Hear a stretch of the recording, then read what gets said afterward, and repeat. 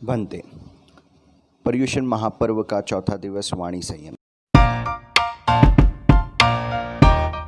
दिवस।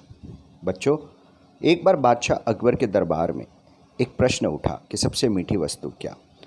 बहुत सारे दरबारियों ने अलग अलग जवाब दिया। किसी ने जलेबी, घेवर, गुलाब जामुन आदि। अब प्रश्न आया बिरबल के पास।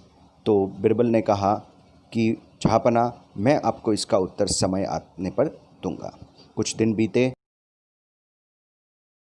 बिरबल ने महारानी साहिबा को दावत पे बुलाया, खाने पे बुलाया और 56 भोग और बहुत ही स्वादिष्ट भोजन बनाया। जब भोजन करके महारानी साहिबा जाने लगी, वो गेट पे ही पहुंची होगी कि बिरबल ने अपनी दासी से कहा कि ये जो तुर्कनी बैठी थी ना, उस जगह को एकदम अच्छे से साफ़ करना। ये शब्द महारानी साहिबा के कानों में पड़ गए। महारानी साहिबा वहाँ से आग बबूला होकर अपने राजभवन में आ गई।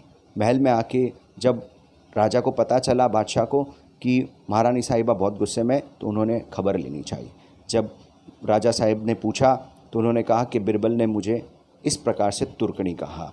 जब तो राजा ने क्या किया, बिरबल को बुलावा भेजा। बिरबल आए और बिरबल ने जहाँपना से कहा कि जहाँपना, मैंने तो सिर्फ आपके सवाल का जवाब दिया।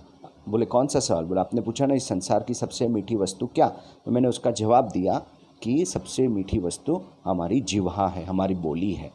ये ही सब कुछ करा देती है। तो जितना संयम करके हम लोग बोलेंगे, जितनी मीठी बोली हम बोलेंगे, जितनी अच्छी बोली हम बोलेंगे, तो हम दूसरों को अपना बना सकते हैं। लेकिन जितनी हम खराब बोली बोलेंगे तो हम दूसरों को अपना नहीं, दूसरों को अपना दुश्मन बना सकते हैं। और उससे भी महत्वपूर्ण क्या है, हम जितनी अच्छी बोली बोलेंगे, हमारे भाव भी उतने अच्छे बनेंगे, निर्मल बनेंगे। और हमारे भाव जितने निर्मल बनेंगे तो हमारी बोली भी उतनी ही बढ़िया हो जाएगी। देखिए, हम जितना सकारात्मक सोचेंगे तो बोली भी सकारात्मक होगी, और जितना हम अच्छे और सकारात्मक शब्दों का प्रयोग करेंगे तो हमारे भाव भी वैसे पॉजिटिव हो जाएंगे। प्रेक्षा ध्यान का एक प्रयोग भी है, ऑटो सजेशन, कंटेम्पलेशन, अनुप्रेक्षा, जिसमें हम अच्छे अच्छे शब्दों का प्रयोग करते हैं कि जैसे मुझ में गुस्सा नहीं है, मेरा गुस्सा शांत हो रहा है, मैं अभय की साधना में आगे बढ़ रहा हूँ, मुझ में भय नहीं है ना, मैं शक्तिशाली हूँ। तो हम अच्छे शब्दों का प्रयोग करते हैं। अच्छे शब्दों का प्रयोग करने से हमारे भीतर वैसी शक्तियाँ और वैसे ही नेचर, वैसा ही कैरेक्टर हमारा बन जाएगा। अब बात यह है कि हमारी वाणी को कैसे अच्छा बनाया जाए, तो उसके लिए हम कुछ बिंदुओं पर ध्यान देते हैं। रोज़ हमें अच्छे संकल्पों को दोहराना चाहिए। जैसे ज्ञानशाला में आप दोहराते हैं, मैं शक्तिशाली हूँ, मैं आनंदमय हूँ, इस प्रकार। दूसरा, हमें क्या करना चाहिए, हमें रोज़ 10 मिनट का मौन धारण करना चाहिए, ऐसा संकल्प लेना चाहिए। मौन कभी भी किया जा सकता है दिन में, है ना। जैसे आप पढ़ने बैठे हैं तो आप मौन धारण कर लो, किसी से बात नहीं करनी है। टीवी देखने बैठे हैं, मौन धारण कर लो। कभी ऐसे आता है कि भाई घर गुस्सा आ गया किसी इंसान के ऊपर, तो उस समय 10 मिनट मौन धारण कर लो। ऐसे छोटे छोटे हमें क्या करना चाहिए, नियम धारण करने चाहिए। और हो सके तो मौन में सांकेतिक, मतलब इशारों से भी बात नहीं करनी चाहिए किसी भी दृष्टि से, पर ठीक है, कम से कम शब्दों का प्रयोग ना करें।